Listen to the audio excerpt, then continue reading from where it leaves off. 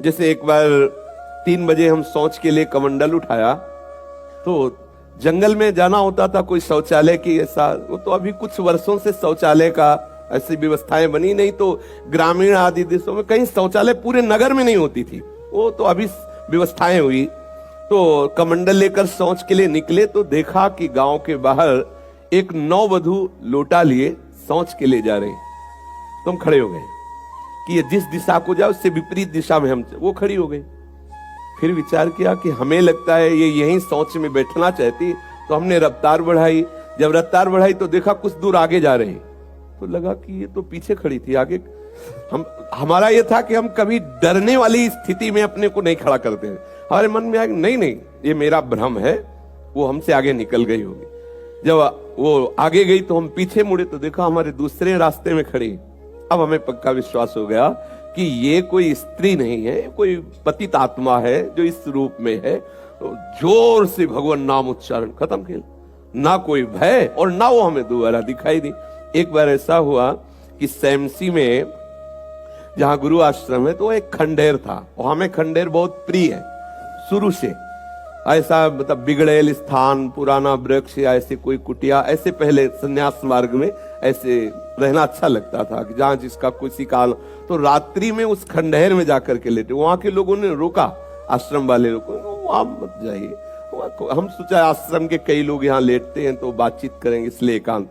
यही गए तो अंदर मंत्र चल रहा था, और एक छोटी सी टार्च सिराने, एक छोटी सी घड़ी दुप दुप वाली, क्योंकि उसे पता चले ना तो मतलब टाइम का, तो ऐसे रख के वैसे से थोड़ा ही लेटे, तो उस समय जटाएं बड़ी बड़ी थी इतनी, तो ऐसे उनको तकिया की तरह जटा रखे, तो ऐसा लगा जैसे कोई हमें बहुत जोर से दबाने की चेष्टा कर रहा है। तो ऐसे देखा तो मुझे स्पर्श जैसा भी हुआ कि जैसे कोई कड़ा हाथों में एकदम।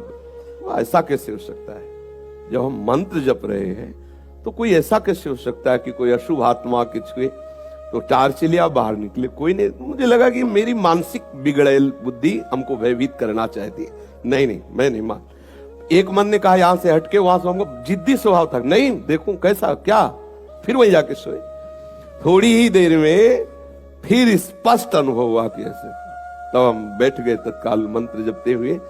फिर हम कहा अब यहाँ ठीक नहीं है, क्योंकि बार बार विक्षेप डालेगा। मंदिर में गए, उन लोगों से कहा, बोले अब जानते कि वहां है, आप क्यों गए ऐसा?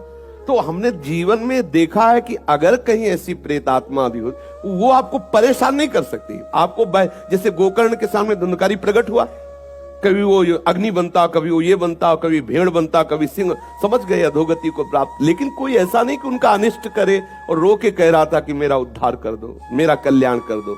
तो ये प्रेत आत्माएं भगवत धाम वासी, भगवान नाम जापक, वैष्णवों के प्रति अपना कल्याण करने के लिए आती है। किसी को भी कभी घबराना नहीं चाहिए। यदि कभी ऐसी परिस्थिति हो तो उच्च स्वर से नाम कीर्तन करने लगना, विश्वास करना, तुम्हें छू नहीं सकता कोई। ये हम इसलिए सत्ता नहीं मानते। जैसे कभी कोई प्रश्न करता है तो कह देते मेरे भगवान ही भूत रूप में आए। ये एक स्थिति है, एक भावना की स्थिति जो सत्य भावना है। वासुदेवा सर्वमिति, तो सब प्रभु ही है, और सच्ची बात सब प्रभु ही है। लेकिन ये जो अगर हम उस स्थिति को नहीं पहुंचे तो पक्का समझ लो कि अगर प्रेत योनि का कोई भी जीव तुम्हारे सामने आता है और तुम भगवान नाम जप कर रहे हो तो तुम्हें कभी